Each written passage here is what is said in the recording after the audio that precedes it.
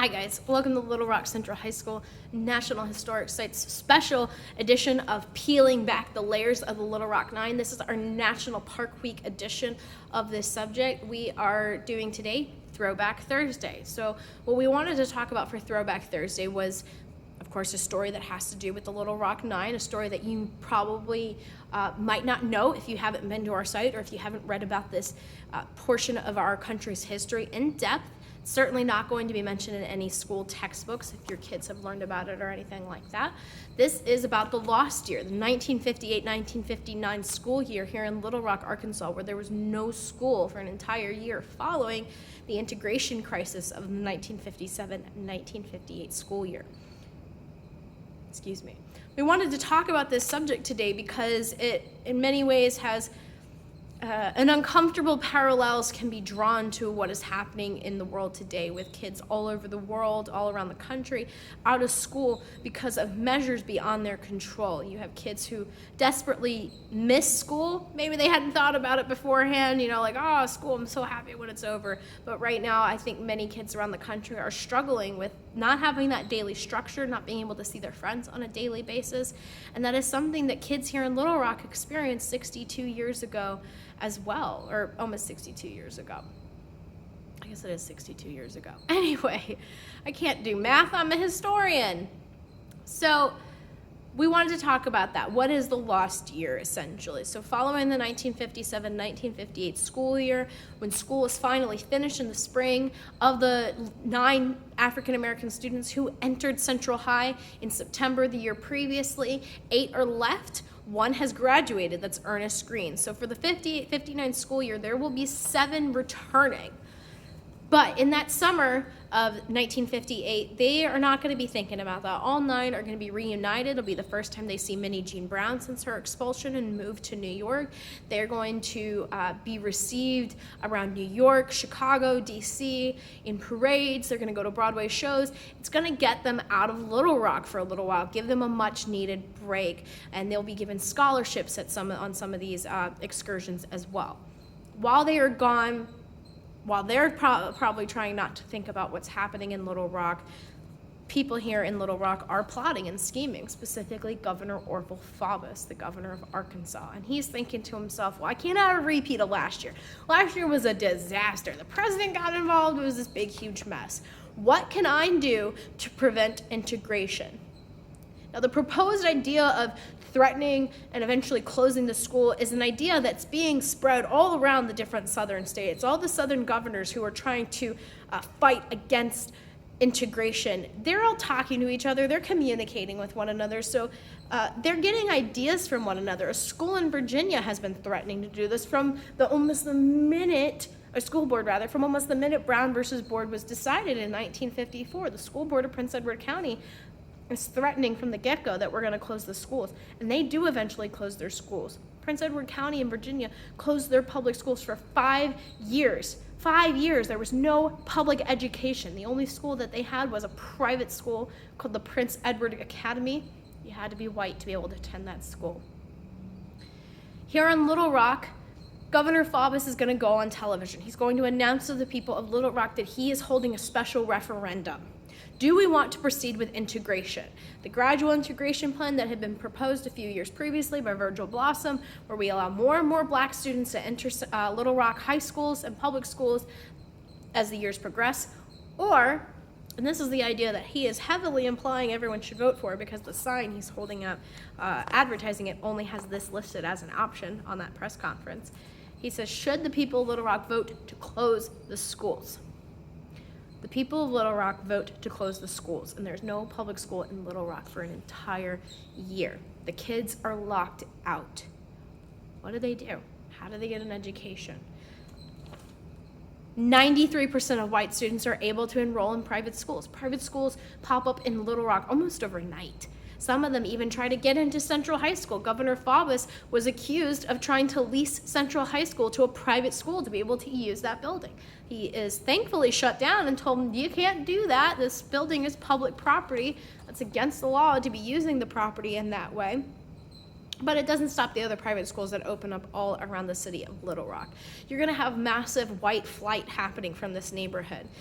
If you know anything about the Little Rock Central High neighborhood back in the 1950s, it was an affluent white neighborhood. It's pretty obvious when you look at some of the pictures from this time period, when you see like Elizabeth Eckford walking down the street and you see a lot of these homes. It wouldn't have been black kids living in this neighborhood. It would have been the wealthy white families. They want to live across the street from the biggest, most beautiful high school in America. It's prime real estate. But once this school closes and the other schools in Little Rock close for a year, you're going to have mass fleeing from the city of Little Rock. Some families, they're going to go out to what is now West Little Rock, and they're going to start settling and building up homes out in that area. And to this day, that's still the more affluent part of Little Rock, out in the West Little Rock area. To this day, if you look around this neighborhood here, I often tell people that this neighborhood bears the scars of that lost year. You can see some rundown, dilapidated homes. You can see the poverty that still has a grip on this neighborhood. The neighborhood is working to shake that grip. It's come and making a lot of strides. I've only been here a few months, but I've already seen some pretty awesome changes in the few months that I've been here. But this is a lot of damage. No new industry comes to Little Rock for 10 years. At this time, Little Rock was trying to compete with Atlanta to be the capital of the South, and it loses that race once Little Rock decides to close their schools for a year. So 93% white students are able to get into private institutions. What about the black students? What about what's left of the Little Rock Nine? For some of them, like Elizabeth Eckford, this was her senior year. She doesn't really have much options available to her. Elizabeth will eventually work to get her GED and then goes to Wilberforce College in Ohio.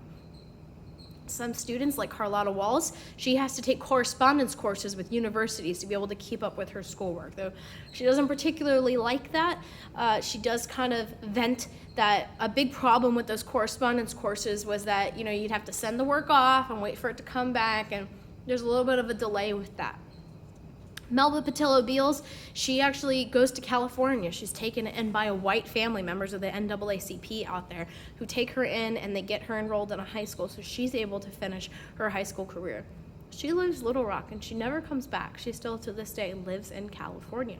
And that is true for a lot of folks. A lot of the Little Rock Nine leave and never come back. To this day, only two of them still live here, and that's Elizabeth Eckford and Thelma Mothershed Ware. But Thelma didn't live here for many years. She had lived in Illinois for a very long time teaching home ec. She only returned to Little Rock after her husband passed away from dementia. That pain still lingers for them.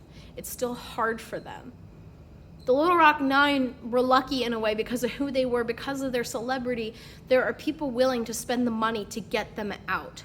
But there isn't enough people willing and enough money to be able to help the rest of the black children who were left behind in Little Rock. 50% of black students in Little Rock did no academic work in 1958-1959 school year. 50%. That's an astounding number. They're simply left behind. Because if you were lucky, maybe you had family members in the north that you could send your kids to, and you would do that. That happened in Prince Edward County as well. A lot of families had to send their kids out so that they could get an education. So many kids in Little Rock leave. They go stay with family members in the north. But for those other kids, they probably don't leave because they're in poverty, or they don't have the same means that other kids can get to because of no fault of their own, just because of the hand that they've been dealt in life, unfortunately. By the spring of 1959, towards the end of the school year, there's a drastic change. And finally, something kind of happens that shakes everyone to their core. They start trying to figure out what to do. There are very few public dissenters. One of those will be the Women's Emergency Committee, who forms. Their motto is, "The men have failed. It's time for the women to take control." Basically saying, the school board, it's all a bunch of men. There's no women involved in these decisions. The governor, he's a man. All these people who are voting on this and arguing about this, they're all men. We need to get the women involved. Now, their additional motto to that is going to be, we're not for integration. We are not for segregation. We are for education. Their goal is to get their kids back in school, regardless of how they have to do it. If it means they have to integrate, then fine, we're going to integrate. Our kids should not be losing out on an education. Fair enough. Another one of the public voices that's going to speak about this is going to be Harry Ashmore, who is the editor of the Arkansas Gazette. So towards the spring, or towards the end of the spring time period in 1959, that drastic thing that I mentioned happens is that there is a school board meeting which had gathered to consider renewing teachers' contracts for the following school year. 3 moderates on the school board walk out. Their mentality is that, these segregationists that are left, they can't do anything without the full school board meeting. They're trying to adjourn the meeting because they're just arguing in dissent. Those segregationists who are left behind, however, continue the meeting, and they fire 44 teachers and administrators who are accused of being in support of racial integration. Now, what it more than likely is that these teachers and administrators, they want to go back to work. They want life to get back to normal. And if that means allowing black children into their school, then so be it. But that doesn't necessarily mean that they are in favor of integration. They just want their jobs back and their life back. 44 teachers and administrators lose their jobs. And this is like a slap up the side of the head, a wake-up call for the city of Little Rock. Something's got to give. These are a lot of beloved teachers who have now been kicked to the curb by this school board. Moderates are going to come together to form a group called STOP. Just stop this outrageous purge. I have a photograph for you all of that group protesting on the grounds of the Capitol. It's the Arkansas State Capitol building, and there's some of those women protesters holding those signs that say STOP.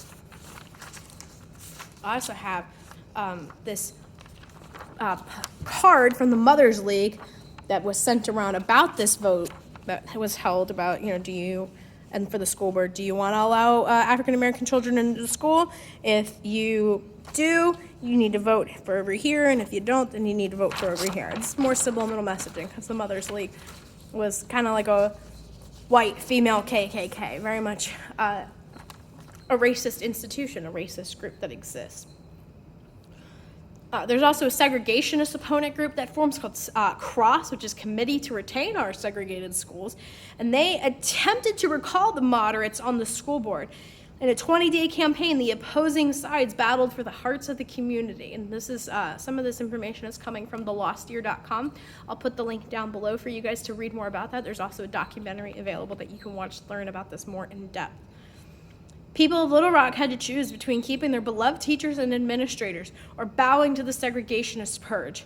After years of closed schools and firing teachers of both races, the voters of Little Rock narrowly recalled 3 segregationist school board members, and the new board opened schools early for the 1959-1960 school year.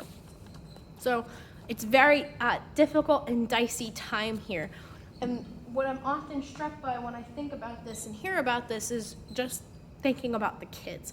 If you read some of the memoirs, Carlotta Walls talks a lot about this and what life was like for her during that last year, how she's had to struggle with it since then. But I think the important thing is that I hope kids watching who are experiencing this right now and being out of school is that they can look at Carlotta and these other kids who overcame it. Carlotta does go back to Central for her senior year of high school, as does Jefferson Thomas. Of the Little Rock 9, only 3 graduate from Central High School: Ernest, Carlotta, and Jeff. They're able to overcome insurmountable odds. There are hurdles that they experience from that last year, courses that they miss out that are gonna hurt them a little bit when they get later to college, but they're still able to overcome it.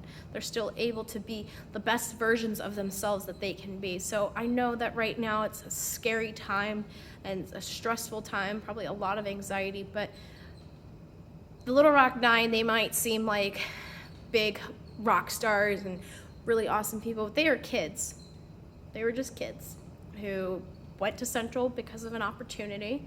And when they were, again, constantly had, blockages and hurdles thrown at them, they overcame every last one of them so that they can today tell this story and share with everyone and with us here at Central High School what happened and why education is one of the most important things, anybody can aspire to have. Oh my goodness, excuse me so much.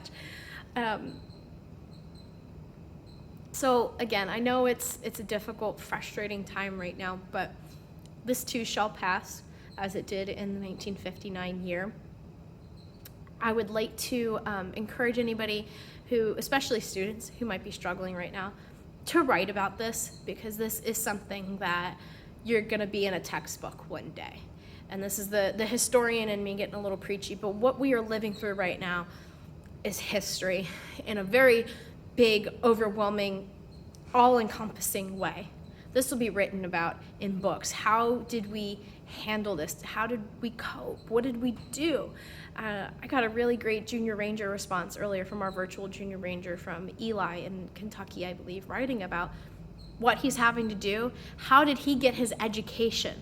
You know, there weren't as many options for the kids of 1959 as there is today. And I had never heard of Zoom before I started doing my master's program, and now that's how I've been using getting my education, and now I see it everywhere. And that's such a wonderful resource that people are able to have today to stay connected to one another, just to be able to see another human being.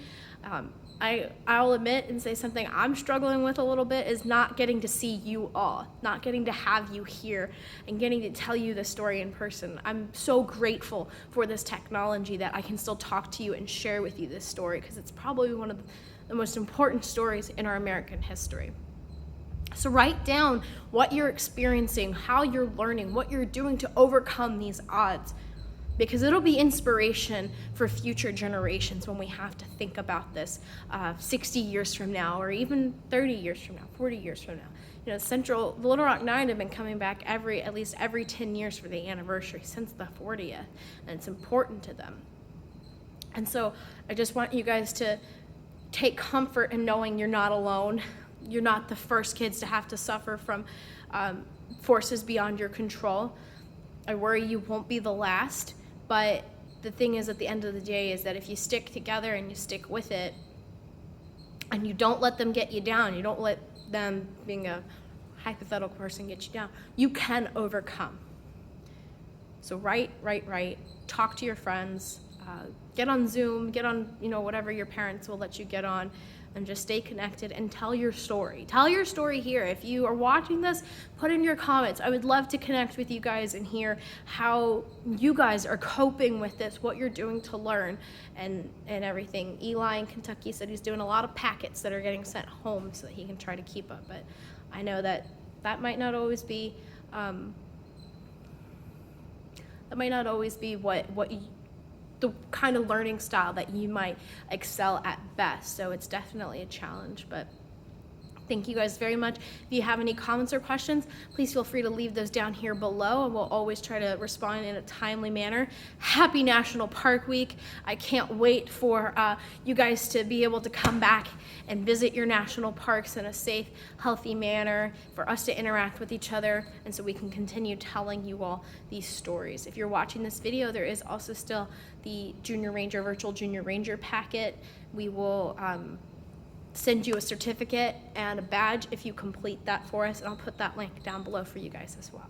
So thank you guys very much, and have a wonderful day, and be safe.